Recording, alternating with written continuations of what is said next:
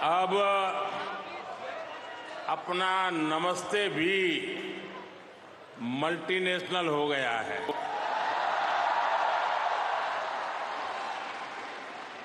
Local से global हो गया।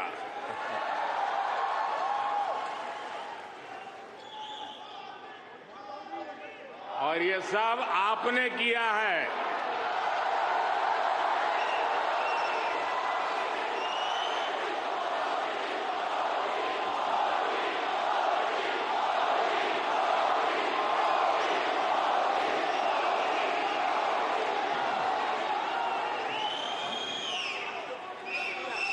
अपने दिल में भारत को बसाकर रखने वाले हर भारतीय ने ये किया है। साथियों, यहां आप इतनी दूर दूर से आए हैं। कुछ पुराने चेहरे हैं, कुछ नए चेहरे हैं। आपका यह प्यार, ये मेरा बहुत बड़ा सौभाग्य है।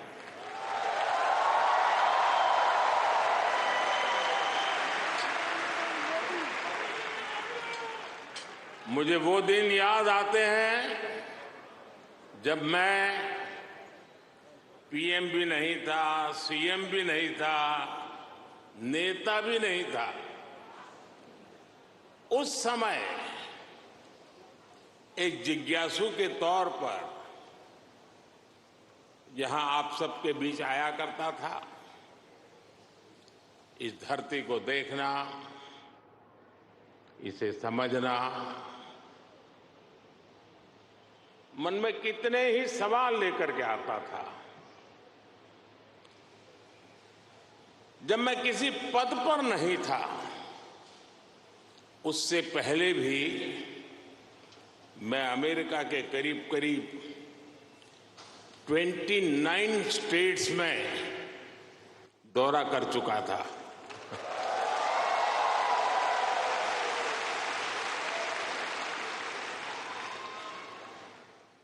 उसके बाद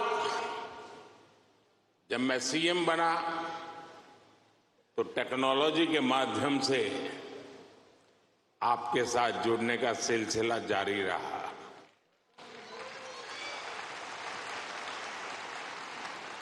पीएम रहते हुए मैंने आपसे अपार स्नेह पाया है, अपनत्व पाया है।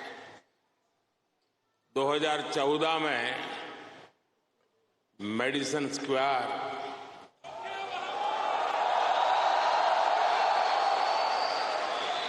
2015 में सॉन होसे,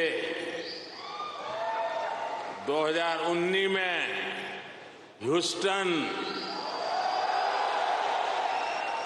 2023 में वाशिंगटन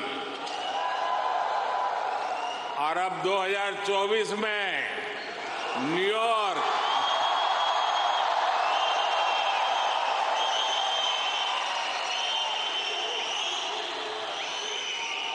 और आप लोग हर बार पिछला रिकॉर्ड तोड़ देते हैं।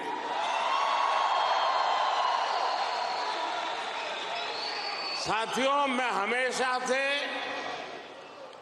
आपके सामर्थ्य को, भारतीय डायस्पोरा के सामर्थ्य को समझता रहा हूं। जब मेरे पास कोई सरकारी पद नहीं था, तब भी समझता था और आज भी समझता हूं।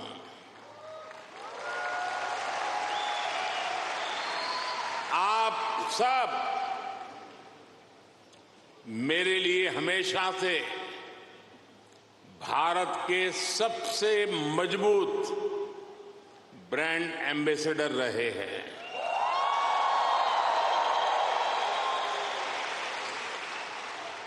और इसलिए मैं आप सबको राष्ट्रदूत कहता हूं।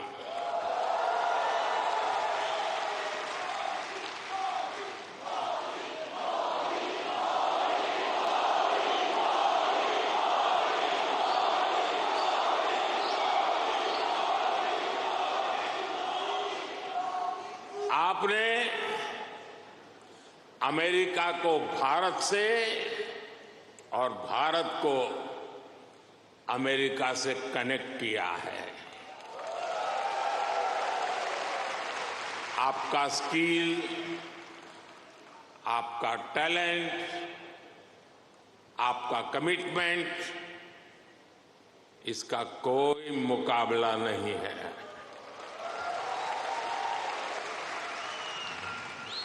आप 7 समंदर पार भले आए गए हैं, लेकिन कोई समंदर इतना गहरा नहीं जो दिल की गहराइयों में बसे हिंदुस्तान को आपसे दूर कर सके।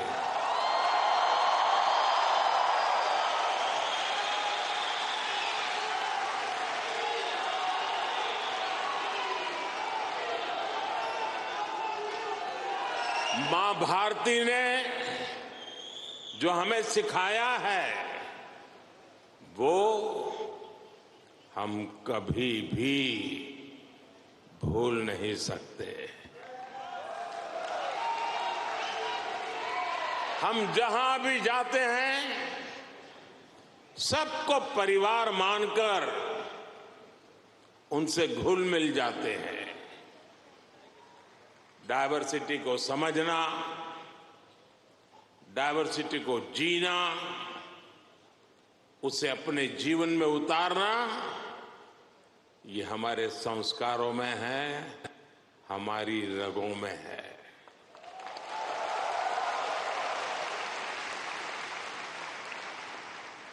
हम उस देश के वासी हैं जहां सैकड़ों भाषाएं हैं, सैकड़ों बोलियां हैं, दुनिया के सारे मत है, पंथ है, फिर भी हम एक बनकर, नेक बनकर आगे बढ़ रहे हैं।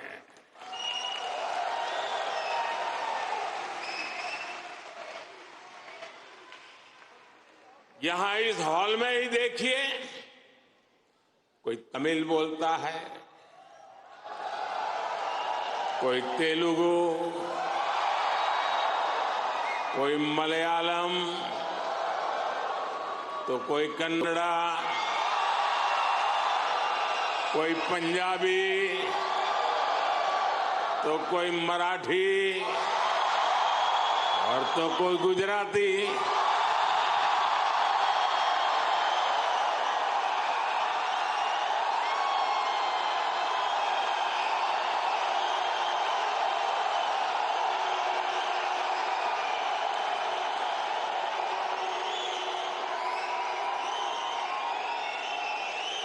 भाषा अनेक है, लेकिन भाव एक है,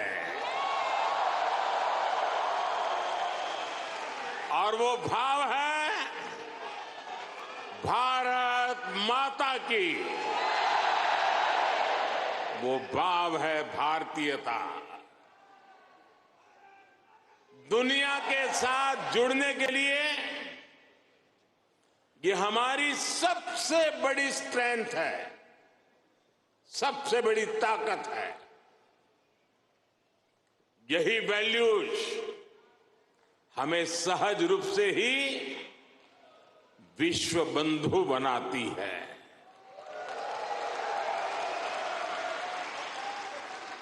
हमारे यहां कहा जाता है, तेन तख्तेन भुंजी था, यानी जो त्याग करते हैं वे ही भोग पाते हैं।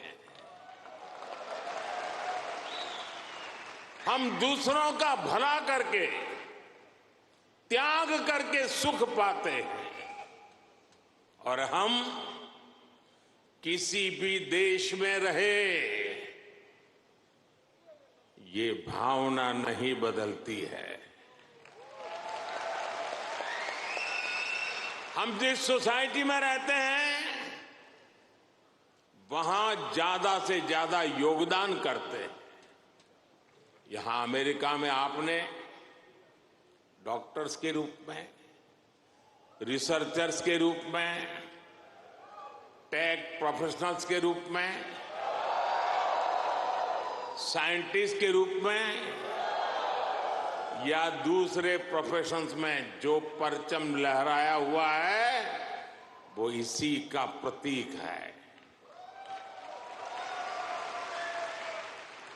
अभी कुछ समय पहले ही तो यहां T20 क्रिकेट वर्ल्ड कप हुआ था।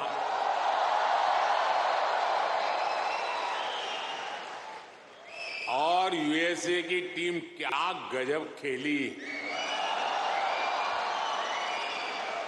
और उस टीम में यहां रह रहे भारतीयों का जो योगदान था वो भी दुनिया ने देखा है।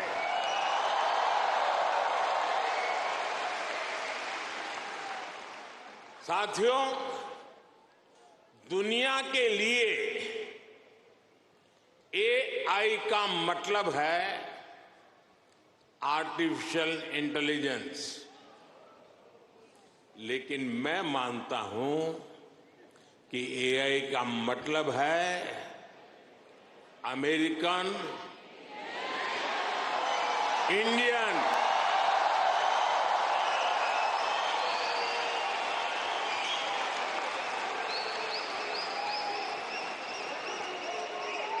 अमेरिका इंडिया, ये स्पिरिट है। और वही तो नई दुनिया का एआई पावर है।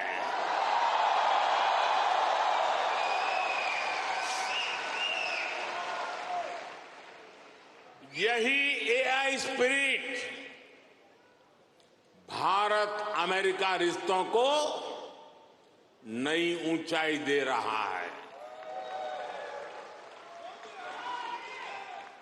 मैं आप सभी को, इंडियन डायस्पोरा को सैल्यूट करता हूं।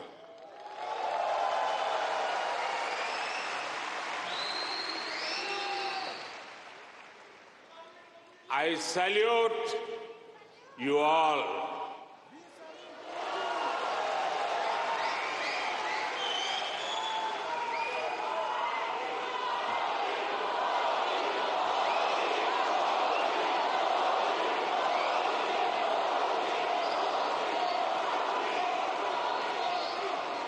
साथियों, मैं दुनिया में जहां भी जाता हूं,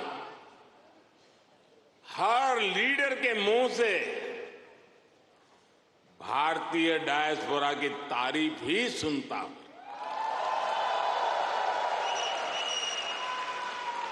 कल ही प्रेसिडेंट बाइडेन मुझे डेलावेयर में अपने घर ले गए थे।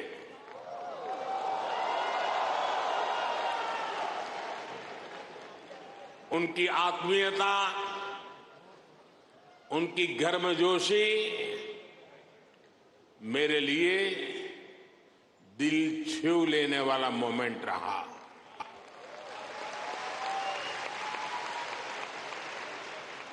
ये सम्मान 140 करोड़ भारतीयों का है।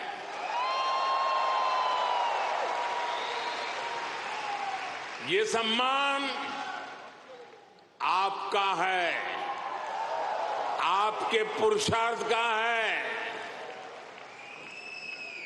ये सम्मान यहां रहने वाले लाखों भारतीयों का है।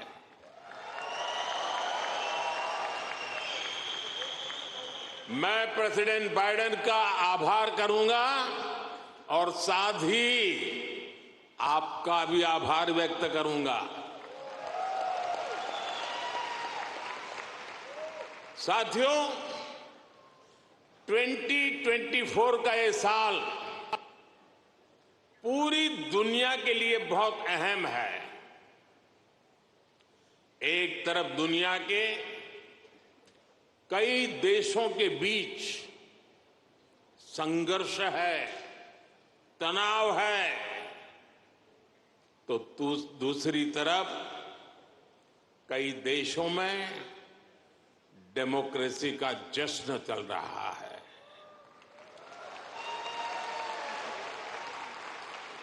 भारत और अमेरिका डेमोक्रेसी के जश्न में भी एक साथ है। जहां अमेरिका में चुनाव होने वाले हैं और भारत में चुनाव हो चुके हैं,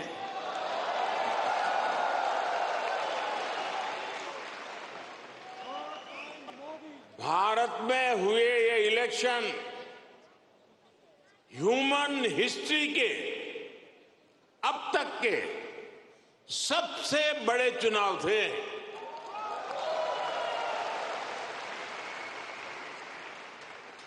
आप कल्पना कर सकते हैं, अमेरिका की कुल आबादी से भी करीब 2 गुने वोटर्स, इतना ही नहीं, पूरे यूरोप की कुल आबादी से ज्यादा वोटर्स, इतने सारे लोगों ने भारत में अपना वोट डाले।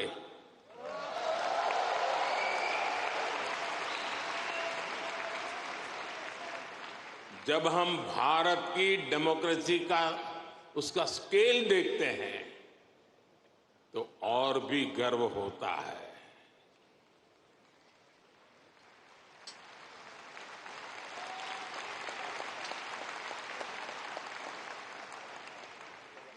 तीन महीने का पोलिंग प्रोसेस, 15 मिलियन यानी 1.5 करोड़ लोगों का पोलिंग स्टाफ, 1 मिलियन यानी 10 लाख से ज्यादा पोलिंग स्टेशन, 2,500 से ज्यादा पॉलिटिकल पार्टीज,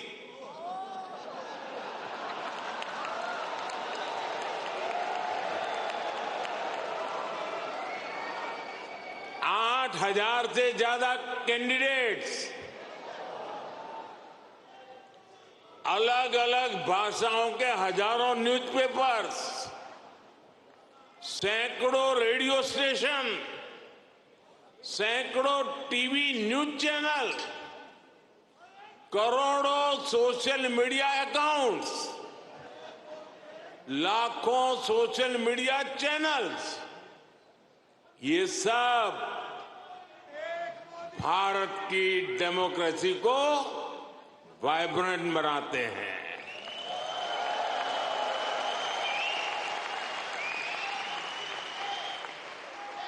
ये फ्रीडम ऑफ एक्सप्रेशन के विस्तार का दौर है। इस लेवल की स्क्रूटनी से होकर हमारे देश की चुनावी प्रक्रिया गुजरती है। और साथियों, इस लंबी चुनावी प्रक्रिया से गुजरकर इस बार भारत में कुछ अभूतपूर्व हुआ है। क्या हुआ है? क्या हुआ है? क्या हुआ है? क्या हुआ है? अब की बार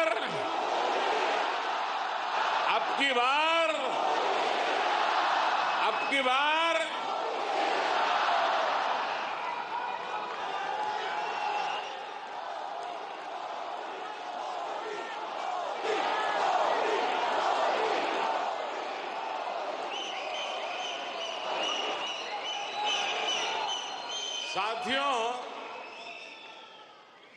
तीसरी बार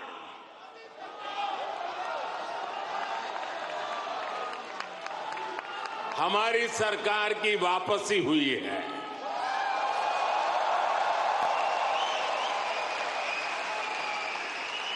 और ऐसा पिछले 60 सालों में भारत में नहीं हुआ था।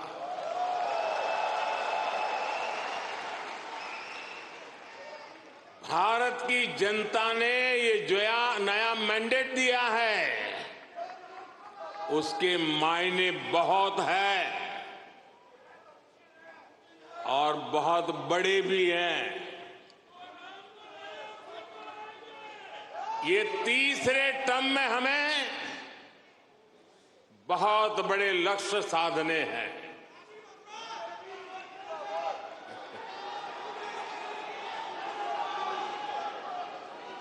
हमें 3 गुना ताकत और 3 गुना गति के साथ आगे बढ़ना है।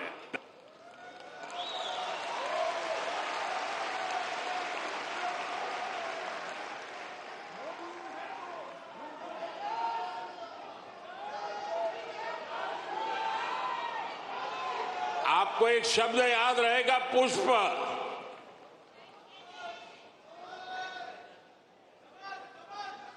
हाँ, कमल मान लीजिए, मुझे इतराज नहीं है।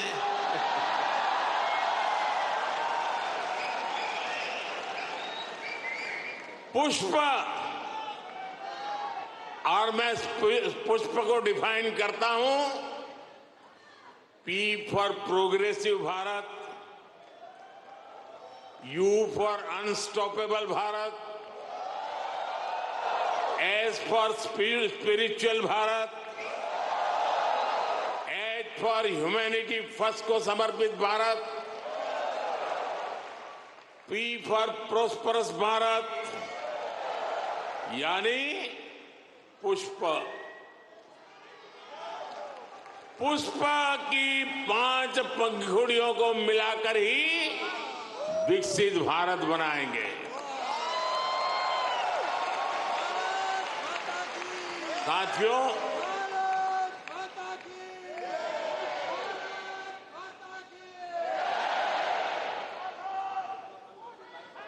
मैं भारत का पहला प्रधानमंत्री हूं जिसका जन्म आजादी के बाद हुआ।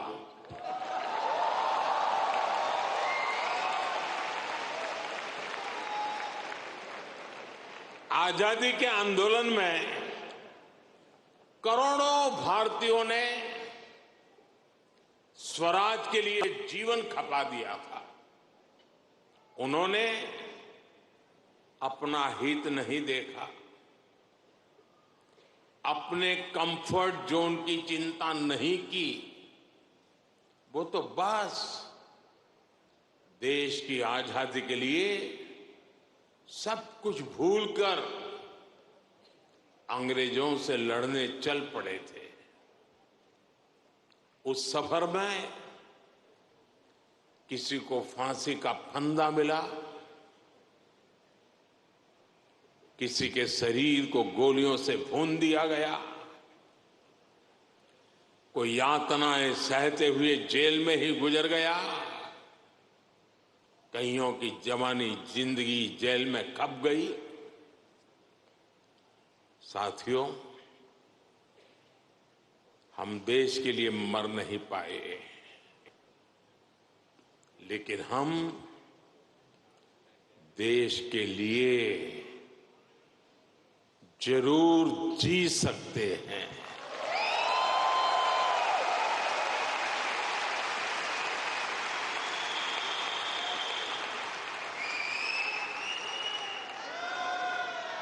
मरना हमारे नसीब नहीं था, जीना हमारे नसीब है।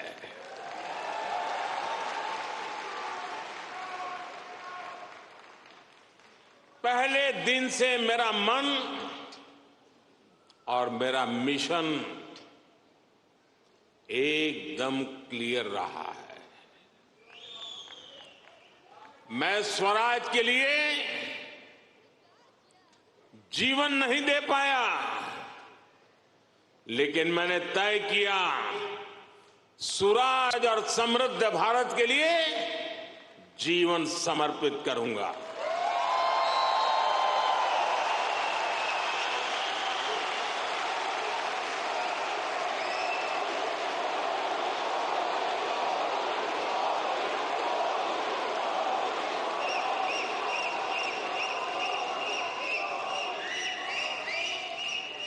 मेरे जीवन का एक बहुत बड़ा हिस्सा ऐसा रहा जिसमें मैं सालों साल तक पूरे देश में घूमता रहा, भटकता रहा। जहां खाना मिला वहां खा लिया, जहां सोने को मिला वहां सो लिया।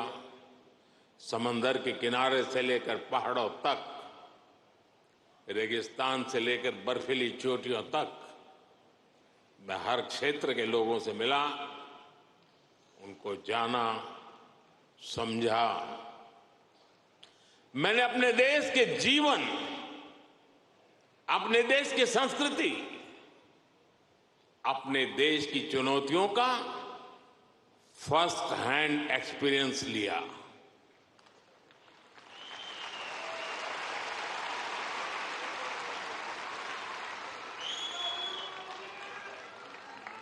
वो भी एक वक्त था जब मैंने अपनी दिशा कुछ और तय की थी, लेकिन नियति ने मुझे राजनीति में पहुंचा दिया। कभी नहीं सोचा था कि एक दिन चीफ मिनिस्टर बनूंगा, और बना तो गुजरात का लॉन्गेस्ट सर्विंग चीफ मिनिस्टर बन गया। 13 साल तक गुजरात का चीफ मिनिस्टर रहा। इसके बाद लोगों ने प्रमोशन देकर मुझे प्राइम मिनिस्टर बना दिया।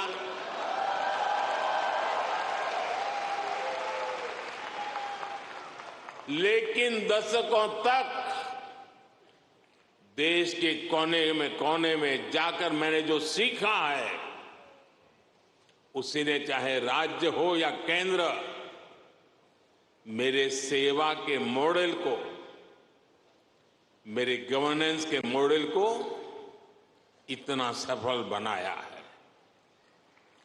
पिछले 10 साल में इस गवर्नेंस मॉडल की सफलता आपने देखी है, पूरी दुनिया ने देखी है, और अब देश के लोगों ने बहुत बड़े भरोसे के साथ मुझे ये तीसरा टर्म सौंपा है।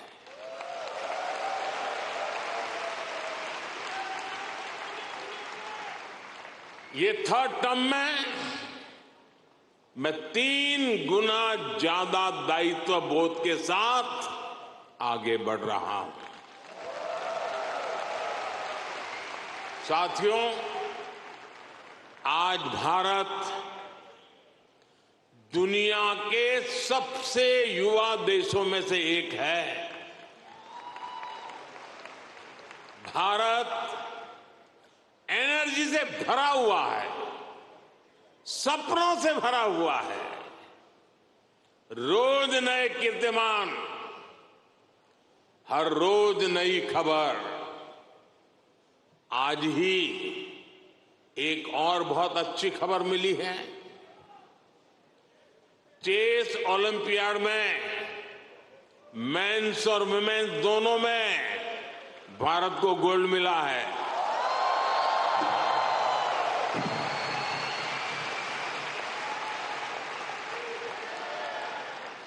लेकिन एक और बात बताऊं, जब ज्यादा तालियां बजानी पड़ेगी। ये लगभग 100 साल के इतिहास में पहली बार हुआ है।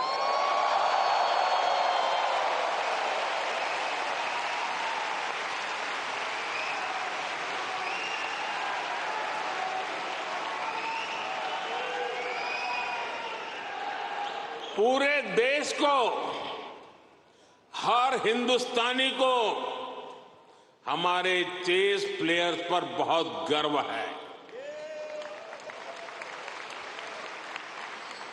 एक और एआई है जो भारत को ड्राइव कर रही है, और वो कौन सा और है?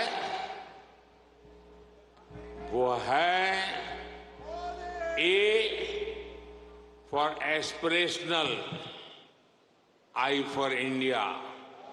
एस्पिरेशनल इंडिया, ये नया फोर्स है, नई ऊर्जा है। आज करोड़ों भारतीयों की एस्पिरेशन भारत की ग्रोथ को ड्राइव कर रही है। हर एस्पिरेशन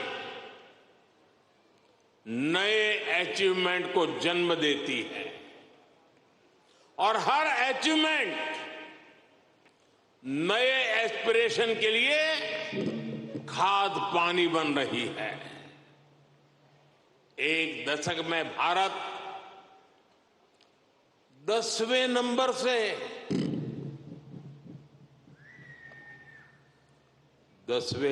से 5वें नंबर की इकोनॉमी बन गया।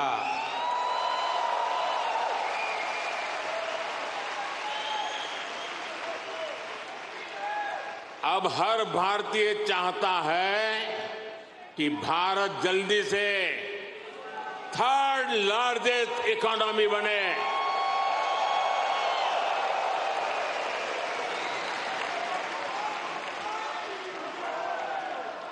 आज देश के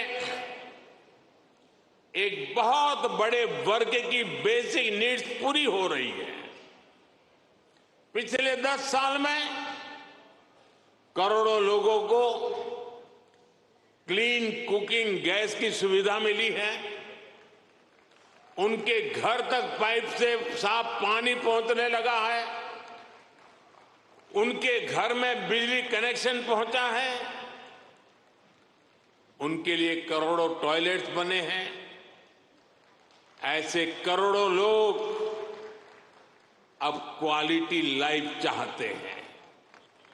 साथियों, अब भारत के लोगों को सिर्फ रोड नहीं, उन्हें शानदार एक्सप्रेस वे चाहिए। अब भारत के लोगों को सिर्फ रेल कनेक्टिविटी नहीं, उन्हें हाई स्पीड ट्रेन चाहिए।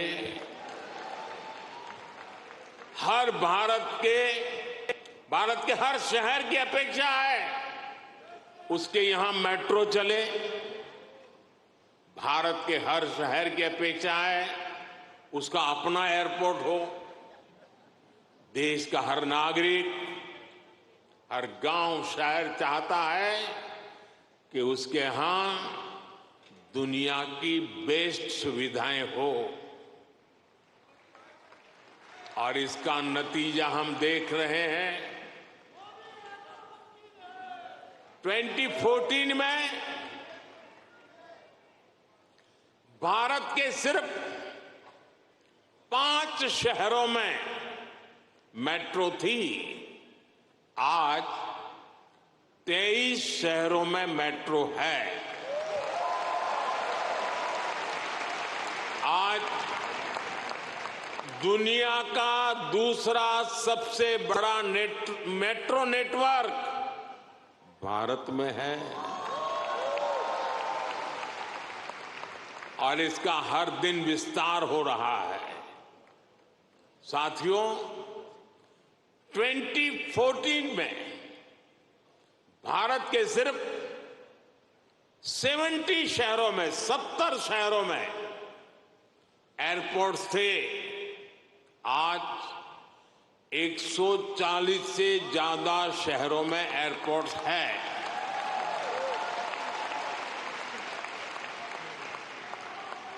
2014 में 100 से भी कम ग्राम पंचायतों में ब्रॉडबैंड कनेक्टिविटी थी।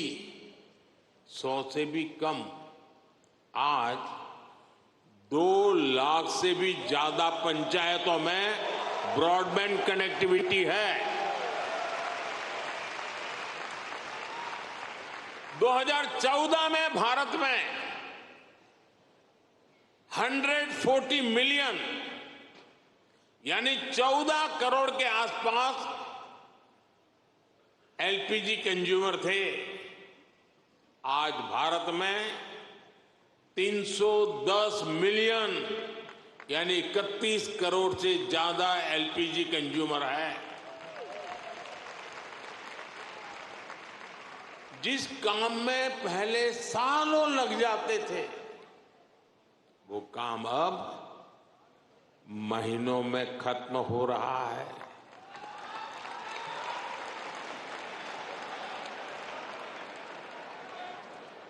आज भारत के लोगों में एक आत्मविश्वास है, एक संकल्प है, मंजिल तक पहुंचने का इरादा है। भारत में डेवलपमेंट एक पीपल्स मूवमेंट बन रहा है और हर भारतीय विकास के इस मूवमेंट में बराबर का पार्टनर बन गया है। उसे भरोसा है भारत की सफलता पर, भारत की उपलब्धियों पर। साथियों, भारत आज लैंड ऑफ अपॉर्चुनिटीज है, अवसरों की धरती है।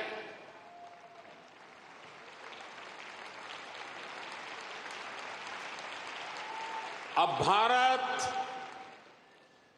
अवसरों का इंतजार नहीं करता, अब भारत अवसरों का निर्माण करता है।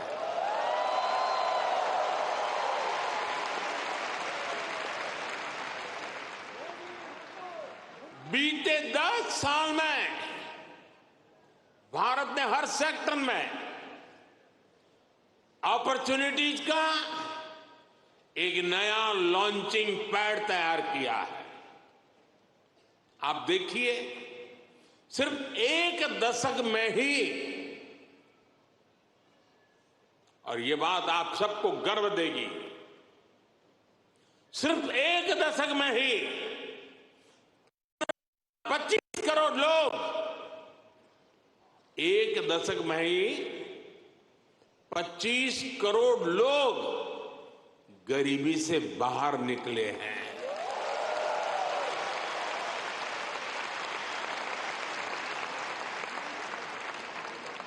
ये कैसे हुआ?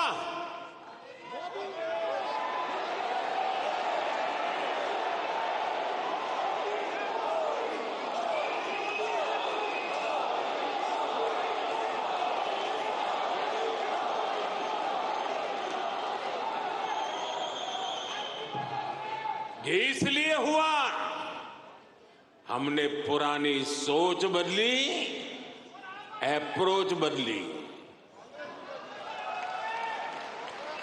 हमने गरीब को एम्पावर करने पर फोकस किया। 50 करोड़ यानी 500 मिलियन से ज्यादा लोगों को बैंकिंग सिस्टम से जोड़ा। 55 करोड़ यानी 550 मिलियन से ज्यादा लोगों को 5 लाख रुपए तक का फ्री मेडिकल ट्रीटमेंट देना। 4 करोड़ यानी 40 मिलियन से ज्यादा फैमिलीज को पक्के घर देना। कोलेटरल फ्री लोन्स का सिस्टम बनाकर करोड़ों लोगों को ईज ऑफ क्रेडिट से जोड़ना। ऐसे अनेकों काम हुए, तब इतने लोगों ने खुद ने गरीबी को हराया।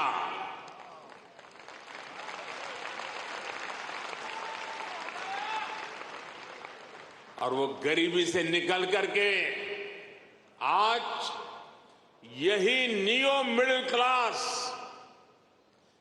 भारत के डेवलपमेंट को तेज गति दे रहा है। साथियों, हमने विमेन वेलफेयर के साथ ही विमेन लेड डेवलपमेंट पर फोकस किया है। सरकार ने जो करोड़ों घर बनवाए, उनकी रजिस्ट्री महिलाओं के नाम हुई है। जो करोड़ों बैंक खाते खुले, उसमें आधे से ज्यादा खाते महिलाओं के खाते खुले। 10 साल में भारत की 10 करोड़ महिलाएं माइक्रो एंटरप्रेन्योरशिप स्कीम से जुड़ी है।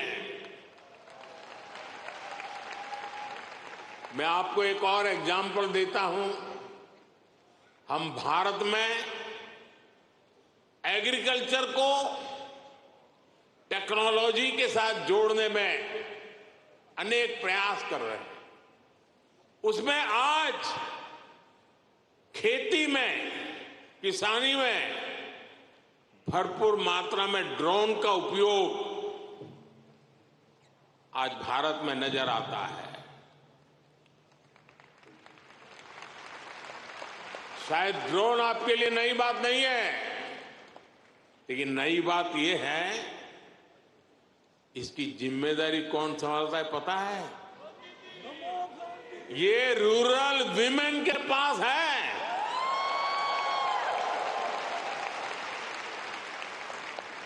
हम हजारों महिलाओं को ड्रोन पायलट्स बना रहे हैं। एग्रीकल्चर में टेक्नोलॉजी का ये बहुत बड़ा रिवॉल्यूशन गांव की महिलाएं लेकर आ रही है। साथियों, जो एरियाज पहले निग्लेक्टेड थे, वो आज देश की प्रायोरिटी है। आज भारत जितना कनेक्टेड है, उतना पहले कभी नहीं रहा। आप हैरान होंगे, आज भारत का 5G मार्केट, बताऊं? बुरा नहीं लगेगा ना? आज भारत का 5G मार्केट अमेरिका से भी बड़ा हो चुका है।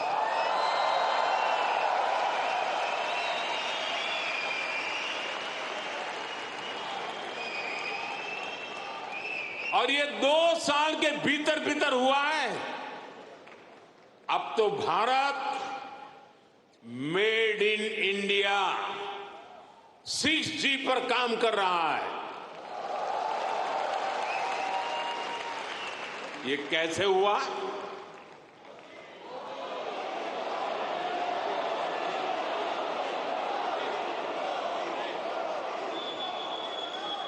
ये इसलिए हुआ क्योंकि हमने इस सेक्टर को आगे बढ़ाने के लिए पॉलिसीज बनाई।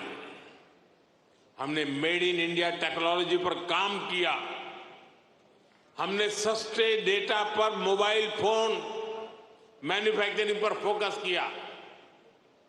आज दुनिया का करीब करीब हर बड़ा mobile brand made in India है। आज भारत दुनिया का दूसरा सबसे बड़ा मोबाइल मैन्युफैक्चरर है। एक जमाना था मेरे आने से पहले, जब हम मोबाइल इंपोर्टर थे। आज हम मोबाइल एक्सपोर्टर बन गए हैं।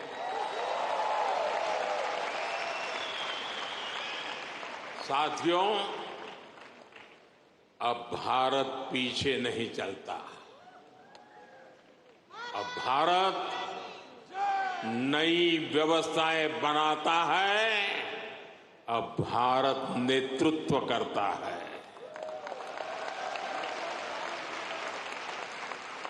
भारत ने डिजिटल पब्लिक इंफ्रास्ट्रक्चर डीपीआई का नया कंसेप्ट दुनिया को दिया है।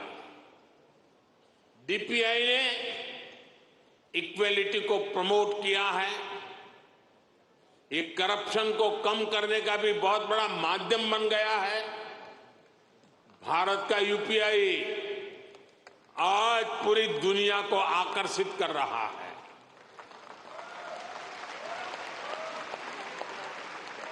आपकी जेब में वॉलेट है, लेकिन भारत में लोगों की जेब के साथ ही फोन में वॉलेट है, ई वॉलेट है। अनेक भारतीय अब अपने डॉक्यूमेंट्स फिजिकल फोल्डर्स में नहीं रखते, उनके पास डिजी लॉकर है। वो एयरपोर्ट में जाते हैं तो डिजी यात्रा से सीमलेस ट्रैवल करते हैं। ये digital public infrastructure jobs, innovation और इससे जुड़ी हर टेक्नोलॉजी का लॉन्चिंग पैड बन गया है। साथियों, भारत अब रुकने वाला नहीं है। भारत अब थमने वाला नहीं है। भारत चाहता है दुनिया में ज्यादा से ज्यादा device made in India chip पर चलें। हमने सेमीकंडक्टर सेक्टर को भी भारत की तेज ग्रोथ का आधार बनाया है। पिछले साल जून में भारत ने सेमीकंडक्टर सेक्टर के लिए इंसेंटिव घोषित किए थे। इसके कुछ ही महीनों बाद माइक्रोन की पहली सेमीकंडक्टर यूनिट का शिलान्यास भी हो गया।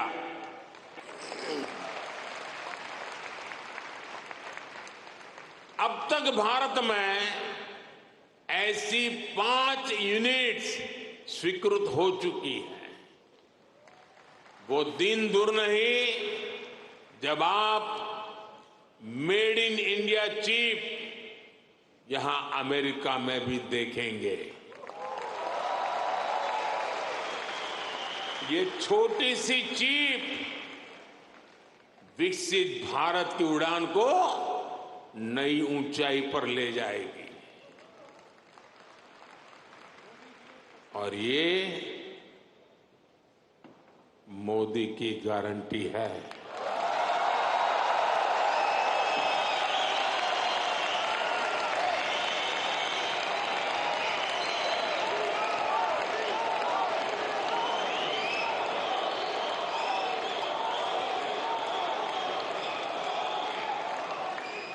साथियों, आज भारत में रिफॉर्म्स के लिए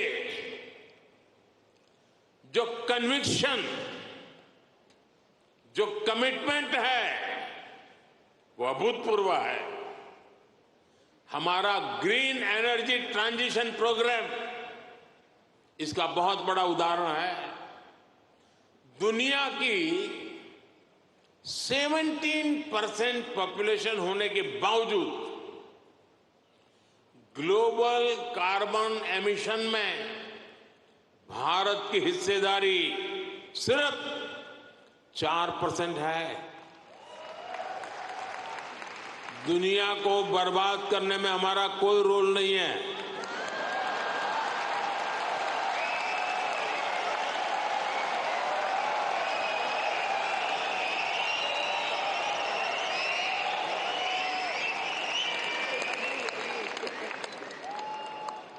पूरी दुनिया की तुलना में एक तरह से यानी कह सकते हैं ना के बराबर है। हम भी सिर्फ कार्बन फ्यूल जलाकर अपनी ग्रोथ को सपोर्ट कर सकते थे, लेकिन हमने ग्रीन ट्रांजिशन का रास्ता चुना। प्रकृति प्रेम के हमारे संस्कारों ने हमें गाइड किया। इसलिए हम solar, wind, hydro, green hydrogen और न्यूक्लियर एनर्जी पर इन्वेस्टमेंट कर रहे हैं। आप देखिए, भारत G20 का ऐसा देश है जिसने पेरिस क्लाइमेट गोल्स को सबसे पहले पूरा कर दिया।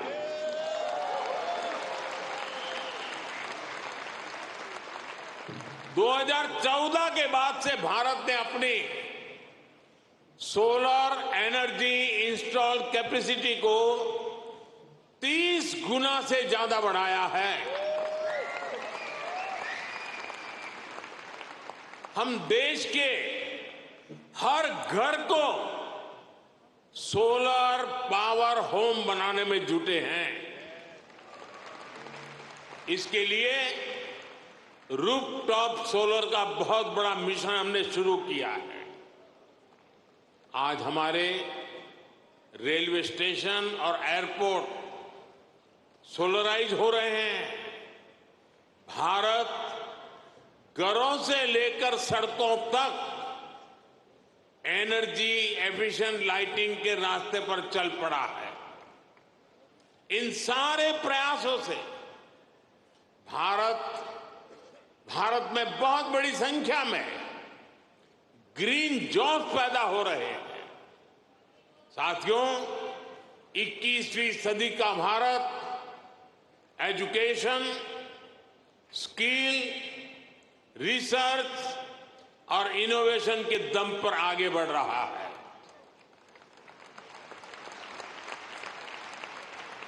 आप सभी नालंदा यूनिवर्सिटी के नाम से परिचित हैं।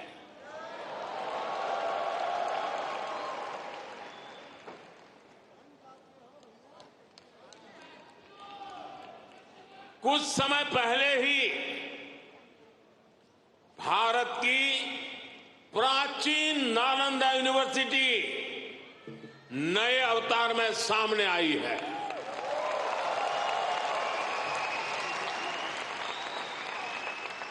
आज सिर्फ यूनिवर्सिटी को ही नहीं, बल्कि नालंदा स्पिरिट को भी रिवाइव कर रहा है।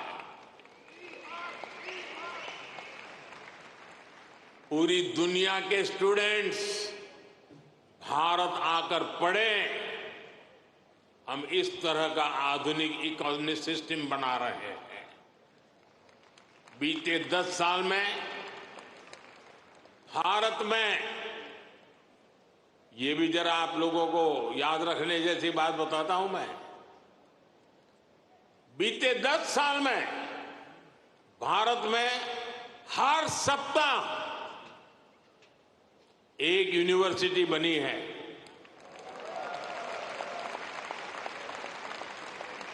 हर दिन 2 नए कॉलेज बने हैं। हर दिन एक नई आईटीआई की स्थापना हुई है।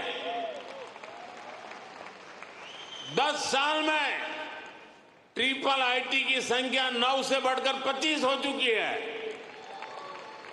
आईआईएम्स की संख्या 13 से बढ़कर 21 हो चुकी है।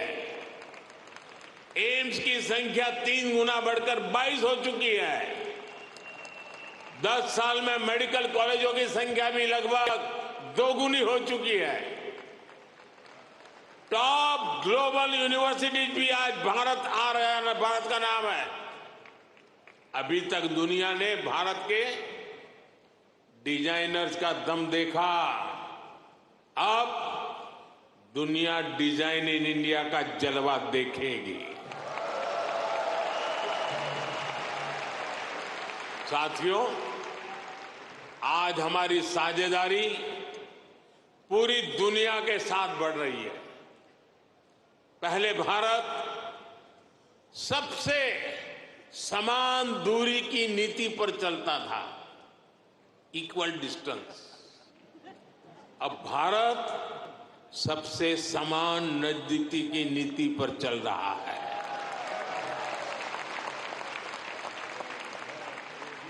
हम ग्लोबल साउथ की भी बुलंद आवाज बन रहे हैं। आपने देखा होगा, भारत की पहल पर G20 समिट में अफ्रीकन यूनियन को स्थायी सदस्यता मिली। आज जब भारत ग्लोबल प्लेटफॉर्म पर कुछ कहता है तो दुनिया सुनती है।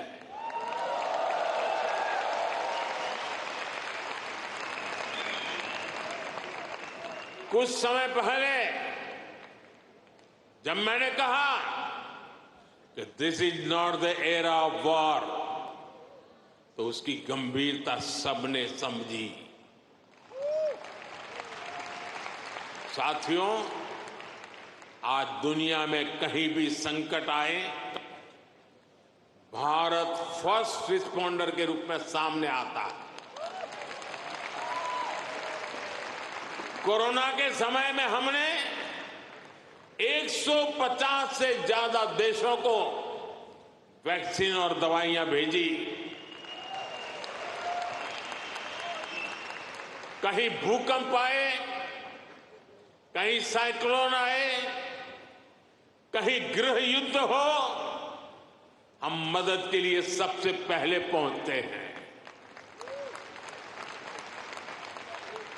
यही हमारे पुरखों की सीख है, यही हमारे संस्कार है।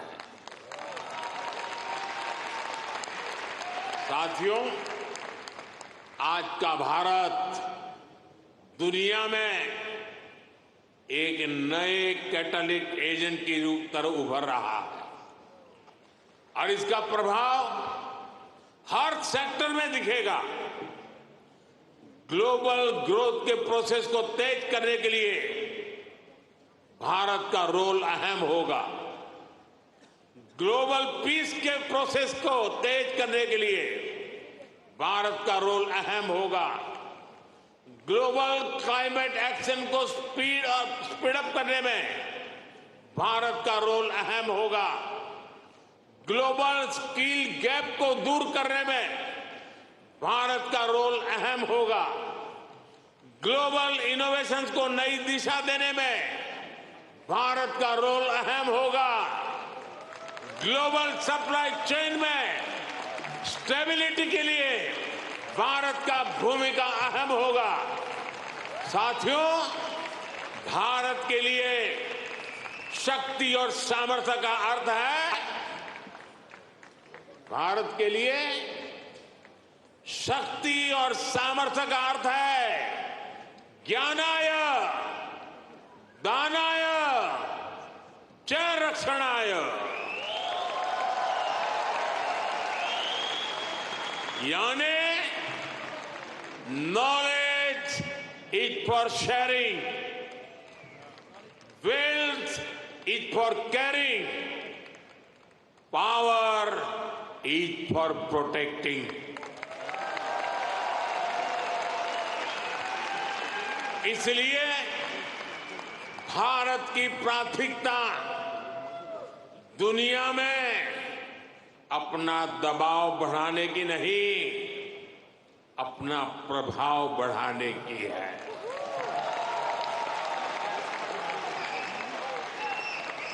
हम आग की तरह जलाने वाले नहीं, हम सूरज के किरण की तरह रोशनी देने वाले लोग हैं।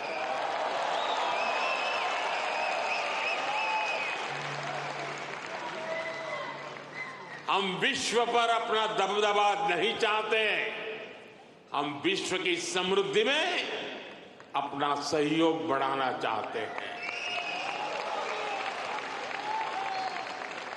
योग को बढ़ावा देना हो, सुपर फूड मिलेट्स को बढ़ावा देना हो, मिशन लाइफ यानी लाइफ स्टाइल फॉर एनवायरमेंट का विजन हो, भारत जीडीपी सेंट्रिक ग्रोथ के साथ ही ह्यूमन सेंट्रिक ग्रोथ को भी प्राथमिकता दे रहा है। मेरा आपसे भी आग्रह है, यहां मिशन लाइफ को ज्यादा से ज्यादा प्रमोट करिए।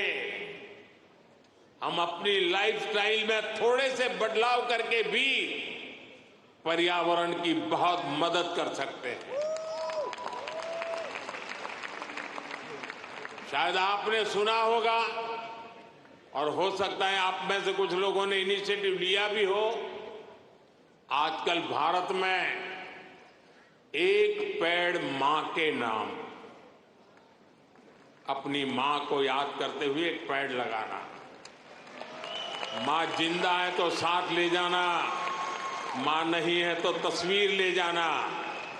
एक पेड़ मां के नाम लगाने का अभियान आज देश के हर कोने कोने में चल रहा है और मैं चाहूंगा आप सभी यहां भी ऐसा अभियान चलाएं।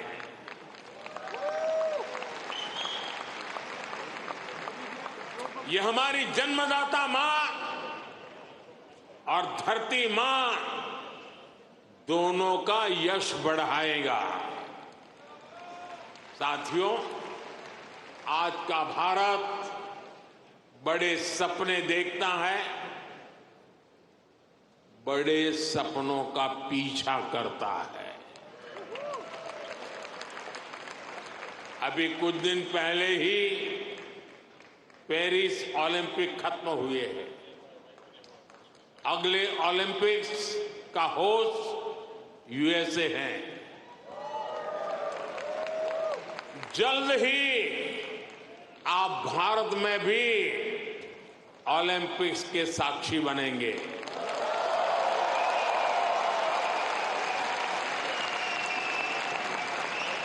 हम 2036 के ओलंपिक्स की मेजबानी के लिए हर संभव प्रयास कर रहे हैं। स्पोर्ट्स हो, बिजनेस हो या फिर एनवायरमेंट, एंटरटेनमेंट, आज भारत बहुत बड़े आकर्षण का केंद्र है। आज आईपीएल जैसी भारत की लीग्स दुनिया की टॉप लीग्स में से एक है। भारत की फिल्में ग्लोबली धूम मचा रही हैं। भारत आज ग्लोबल टूरिज्म में भी परचम लहरा रहा है। दुनिया के अलग अलग देशों में भारत के त्योहार मनाने की होड़ है। मैं देख रहा हूं इन दिनों हर शहर में लोग नवरात्रि का गरबा सीख रहे हैं।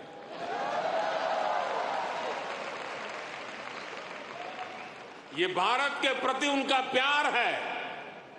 साथियों, आज हर देश भारत को ज्यादा से ज्यादा समझना चाहता है, जानना चाहता है।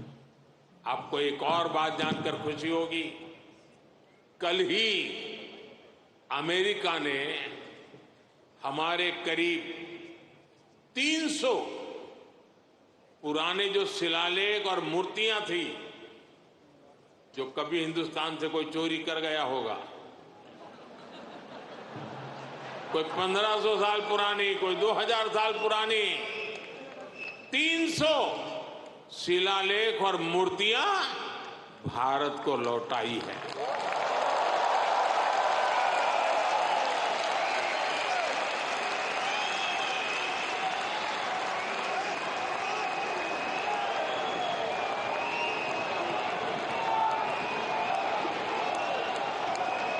अभी तक अमेरिका ऐसी लगभग 500 धरोहरें भारत को लौटा चुका है।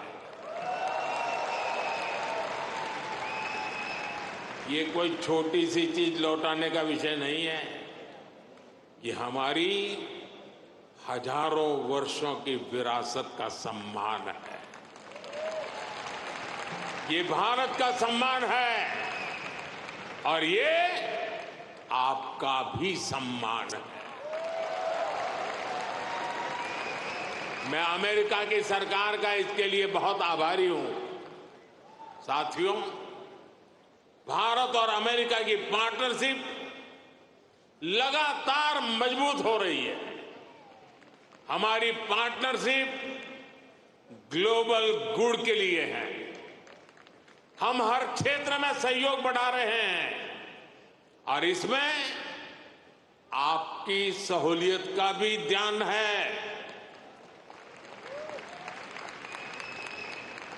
मैंने पिछले साल ये घोषणा की थी कि सिएटल में हमारी सरकार का नया कॉन्सुलेट खोलेगी।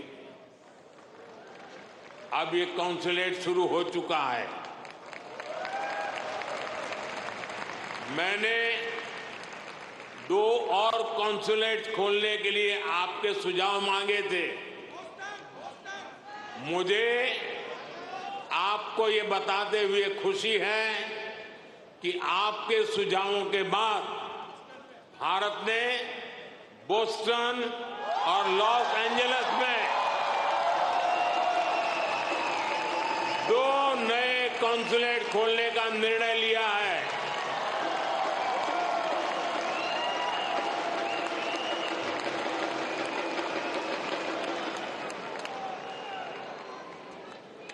मुझे यूनिवर्सिटी ऑफ ह्यूस्टन में Thiruvalluvar chair of Tamil studies को अनाउंस करने की भी खुशी है।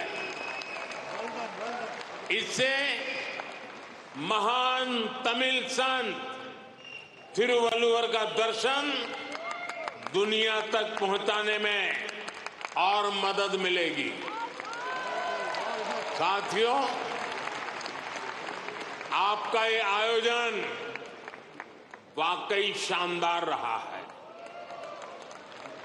यहां जो कल्चरल प्रोग्राम हुआ वो अद्भुत था। मुझे ये भी बताया गया है कि इस इवेंट के लिए हजारों लोग और भी आना चाहते थे, लेकिन वेन्यू छोटा पड़ गया। जिन साथियों से मैं यहां मिल नहीं पाया, उनसे मैं क्षमा चाहता हूं। उन सभी से अगली बार मुलाकात होगी, किसी और दिन, किसी और वेन्यू पर। लेकिन मैं जानता हूं उत्साह ऐसा ही होगा, जोश ऐसा ही होगा। आप ऐसे ही स्वस्थ रहें, समृद्ध रहें। भारत अमेरिका दोस्ती को ऐसे ही मजबूत करते रहें। इसी कामना के साथ आप सभी का बहुत बहुत धन्यवाद। मेरे साथ बोलिए, भारत माता की, भारत माता की, भारत माता की। बहुत बहुत धन्यवाद।